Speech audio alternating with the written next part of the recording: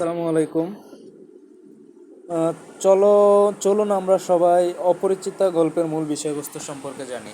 অপরিচিতা গল্পটি নারীর মর্যাদা প্রতিষ্ঠায় নিযুক্ত। মর্যাদা প্রতিষ্ঠায় নারীর যে বিদ্রোহ গল্পে লেখক তারই পটে নারীর দৈহিক নয় মানসিক সৌন্দর্য দেখিয়েছেন। অপরিচিতা গল্পে নায়িকা কল্যাণীর বিদ্রোহ প্রয়াসে অংশীদার তার পিতা শম্ভুনাথ সেন। শম্ভুনাথের কন্যা কল্যাণীর বিয়ে ঠিক হয়েছে কলকাতার এক পাস যুবকের সঙ্গে। বরের অভিভাবক তার মামা। তার মামার চোখের চামড়া ছিল না, পণের টাকা এবং দরদস্তুরির আগেই ঠিক ছিল। শম্ভুনাথ লোকটির ব্যবহার ঠান্ডা, পাত্রীপক্ষের সাথে নির্লজ্জ দরাদরি, স্বর্ণালঙ্কার সম্পর্কে সন্দেহ প্রকাশ, নিজের শেখরাকে দিয়ে সেই অলংকার পরীক্ষা করানোয় যে ইত্রতা প্রকাশ পেয়েছে, মেরুদণ্ডহীন নায়ক তাতে সায় দিয়েছে। ফলে কন্যার পিতা বিয়ে ভেঙে দিয়েছেন। বিয়ের লগ্ন যখন প্রস্তুত, তখন কন্যার লগ্নভ্রষ্ট হওয়ার লৌকিকতাকে অগ্রাহ্য করে শম্ভুনাথ সেনের নির্বিকার অথচ বলিষ্ঠ প্রত্যাখ্যান নতুন এক সময়ের আশু আবির্ভাবকে সংকেতবহ করে তুলছে।